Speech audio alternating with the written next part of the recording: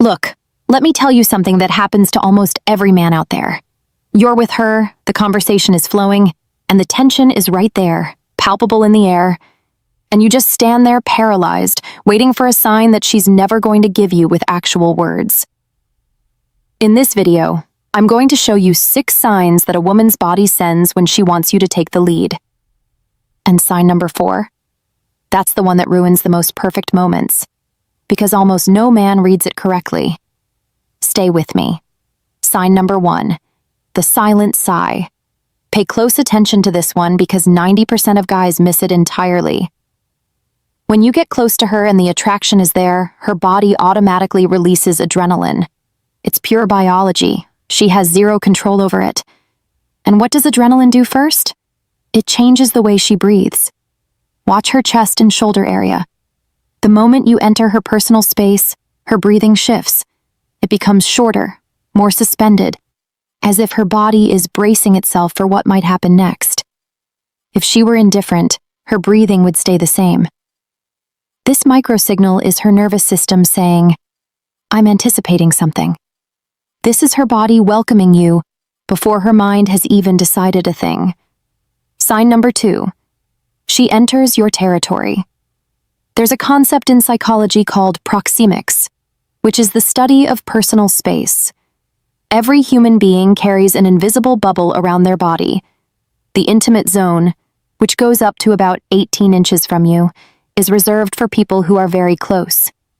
When a woman is truly interested, she doesn't just enter that zone, she enters it with a specific purpose. She reaches for your shoulder to pick off a stray thread. She straightens your shirt collar. She brushes her hand against your arm while she talks. This isn't just her being polite. This is biologically based territorial behavior. In evolutionary psychology, this gesture is called grooming, the physical care reserved for those someone considers truly close.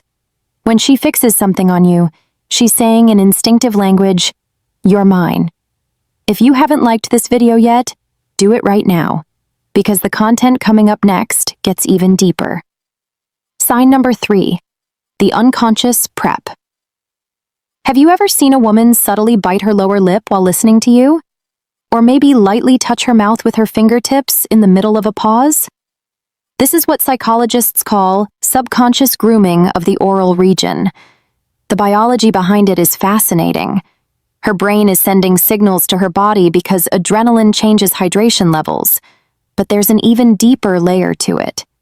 Her body is unconsciously preparing for a contact that her rational mind hasn't even approved yet. And keep an eye on her hair. If she sweeps her hair to one side, exposing her neck to you, pay attention. In evolutionary psychology, the neck represents vulnerability. Exposing that area is a primal gesture of trust.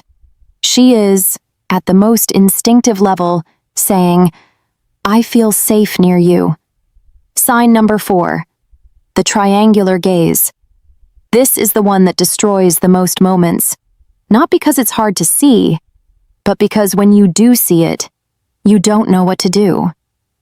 When attraction is there, a woman's gaze follows a specific geometric pattern. It goes from your left eye to your right, and then it drops down to your mouth. It forms a triangle. This happens because her brain is in target fixation mode. She is, quite literally, imagining the contact, and her eyes are just following that thought. This is exactly the kind of detail, this depth of nonverbal communication, that I cover in my complete guide called Secrets of Attraction. In it, I break down every single sign with practical exercises so you can develop this skill in your daily life. The link is in the description. Now, back to the triangular gaze. Don't go monitoring her eyes like a security camera. That kills the mood instantly. Use your peripheral vision. If she does it once, it could be a coincidence. If she does it twice, it's a pattern. And if her eyes stay on your mouth for more than a second, that is no accident. That is an invitation. Sign number 5, the pupils don't lie. You can rehearse a smile. You can fake interest. But you cannot control your own pupils. And neither can she. When the sympathetic nervous system responds to attraction, the pupils dilate. The brain wants to take in more visual information from what it finds pleasing. So look into her eyes, not just at the color, but at that black center. If the pupils are visibly large for the room you're in, that's oxytocin and dopamine working in real time. It's physiological proof of engagement. It's irrefutable. Sign number 6, the heavy silence.